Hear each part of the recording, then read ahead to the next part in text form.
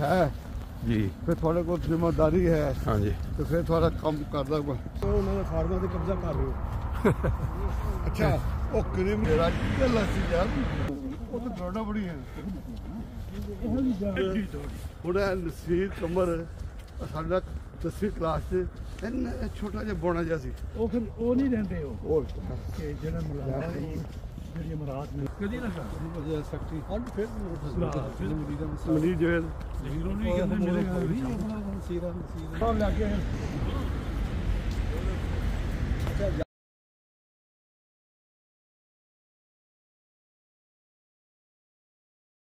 السلام علیکم ورحمۃ اللہ وبرکاتہ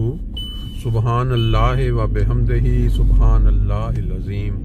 اللہم صلی علی محمد وعلی آل محمد کما صلیت علی ابراہیم وعلی آل ابراہیم انکا حمید مجید اللہم بارک علی محمد وعلی آل محمد کما بارکت علی ابراہیم وعلی آل ابراہیم انکا حمید مجید۔ دوستو آج 10 فروری 2025 آپ سب جانتے ہیں کہ ہمارے دیس پاکستان کے اندر ہر تیسرے دن ایک ایسی نئی خبر پھیلتی ہے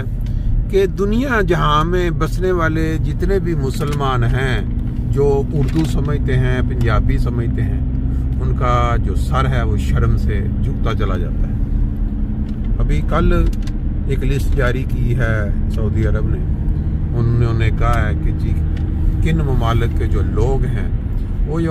جو ویزا ملٹیپل ویزا پہ آتے ہیں اس کا مس یوز کرتے ہوئے وہ پھر حج کرنے کی کوشش کرتے ہیں، تو اس میں انہوں نے پاکستان کا نام بھی ایڈ کر، برادر ملک،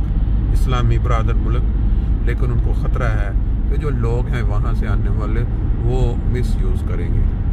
پھر پاکستان کے اندر پچھلے کئی دنوں سے آپ طرح کی خبریں سن رہے ہیں، مساجد کے اندر نماز پڑھتے ہوئے لوگوں کے اوپر جو ہے وہ بندہ وہ کئی جس کو کہتے ہیں کسی یا وہ آدمی پکڑی اس کی ویڈیو بھی جاری، وہ جا کے حملہ آور ہو جاتا ہے اور اندر دروازہ لگا لیا کنڈی لگا کے، پھر لوگ توڑ کے دروازہ اندر داخل ہوتے ہیں اس کو لوگوں کو وہاں سے نکالنے کے لیے۔ پھر ایک مسجد کے اندر تہہ خانے کے اندر وہ ایک مولوی صاحب جو کہ اس مسجد کے امام مسجد ہیں وہ مجرا کرواتے ہیں ابتلال کی کسی چیز کی۔ یہ ایک طرف تو خبریں ہیں اس طرح کی جس کے اوپر پورا میڈیا جو ہے نا وہ شروع ہو جاتا ہے، کوئی 2 ہفتے لگتے ہیں، ایک کے بعد ایک پروگرام ہوتا ہے۔ اس سے پہلے وہ سعودی عرب میں وہ جو فیملی گئی جس کا ٹیگ بدل دیا گیا سامان کا، وہ تاکہ کسی طرح سے وہ جو نشہ والی چیزیں ہوتی ہیں وہ وہاں پہنچ سکیں، اور وہ پکڑ کے وہاں ذلیل ہوئے، پھر ان کو بچا لیا گیا کیونکہ وہ کا تعلق تھا جو پاکستان کے ہوم منسٹر کیا ان کا نقوی صاحب کے ساتھ، تو یہ پاکستان کے اندر حالات جو ہیں دن بدن آپ کے سامنے آتے چلے جا رہے ہیں۔ ابھی کل کسی نے خبر لگائی ہوئی تھی تو وہ جو ہو رہا ہے چیمپئنز ٹرافی، اس کے اندر 7 ارب روپے لگا کے ایک اسٹیڈیم تیار کیا گیا ہے لاہور میں، قذافی اسٹیڈیم، اور دیکھ کے بڑی خوش، لیکن وہ کسی نے کہا کہ یہ پرانے والا دیکھیں کتنا کھلا تھا، اور یہ نئے کے اندر پہلے میچ میں جو حادثہ ہوا ہے اس کے اوپر اتنا شور پڑا ہے میڈیا میں کہ وہ جو لائٹنگ لگائی گئی ہے وہاں نائٹ کرکٹ کے لیے وہ کسی معیار کی نہیں ہے، کہتے ہیں جی کلب میچ کی، کیونکہ وہ بندہ نیوزی لینڈ کا اس کی ہڈی بچ گئی ہے لیکن کیچ پکڑتے اس کو بال ہی نظر نہیں آیا اس لائٹ میں، اور سیدھا آ کے اس پہ منہ پہ لگا۔ یہ کسی کے ساتھ بھی ہو سکتا تھا، کسی بھی، صرف اس لیے کہ اس کو بال نظر نہیں آیا رات کی وہ جو لائٹ جس سٹائل میں لگی ہوئی۔ یہ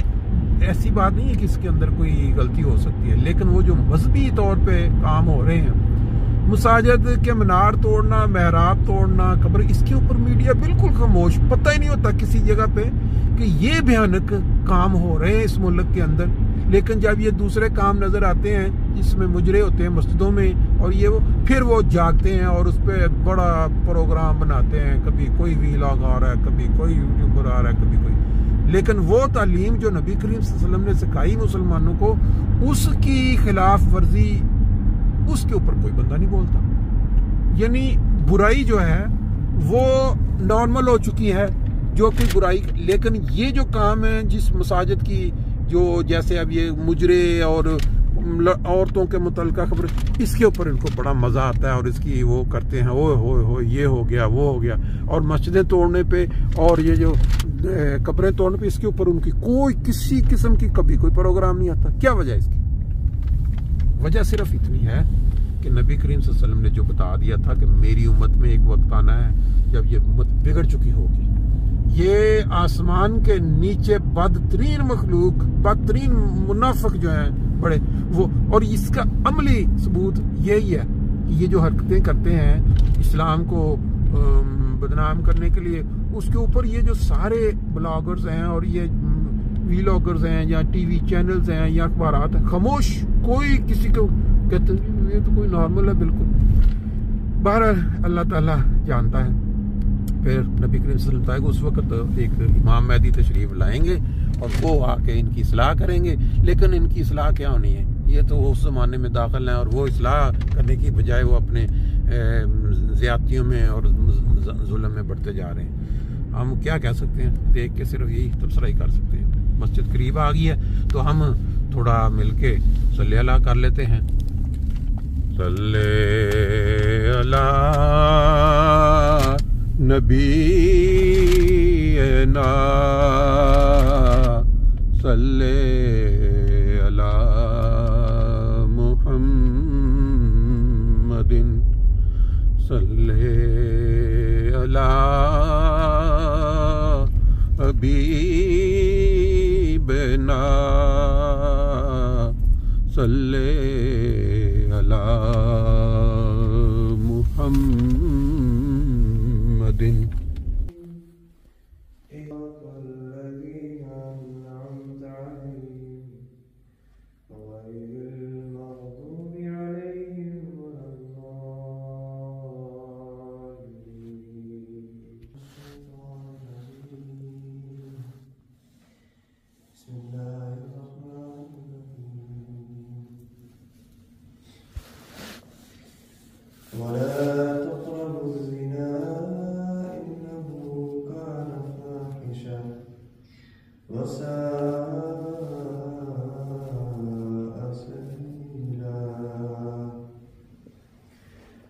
اور زنا کے قریب بھی نہ جاؤ، وہ یقیناً ایک کھلی بے حیائی اور بہت برا راستہ ہے. اس آیت کی تفسیر جاری ہے. حضرت مسلم موعود رضی اللہ تعالیٰ عنہ مزید بیان فرماتے ہیں کہ جو آخر میں الفاظ آئے ہیں ساء سبیلا، یعنی ایک بہت برا راستہ ہے، اس میں حضور بیان فرماتے ہیں کہ ان الفاظ میں زنا کے جو نقصانات ہیں ان کی طرف اشارہ ہے. حضور فرماتے ہیں ساء سبیلا، ان الفاظ سے اس طرف اشارہ کیا ہے کہ علاوہ اخلاقی گناہ ہونے کے زنا میں اور بھی بہت سے نقصانات ہیں. جو انسان شادی کرتا ہے وہ ضرور اختیار کر لیتا ہے کہ ایسی لڑکی سے شادی کرے جس کی صحت اچھی ہو، اس سے کوئی متعدی مرض نہ ہو، عادات و اخلاق اچھے ہوں. اسی طرح لڑکی کے رشتہ دار لڑکے کے متعلق سوچ سمجھ لیتے ہیں، مگر زنا میں یہ احتیاط نہیں ہو سکتی، کیونکہ زنا ہوتا ہی شہوانی جذبات کے جوش میں آ جانے کی صورت میں ہے، اور اس وقت انسان کسی قسم کی احتیاط نہیں کر سکتا، جس کا نتیجہ کئی قسم کی امراض یا مالی تباہی کی صورت میں نکلتا ہے. بس فرمایا شہوانی تقاضوں کے پورا کرنے کا یہ راستہ نہایت خطرناک ہے. یہ امر روزانہ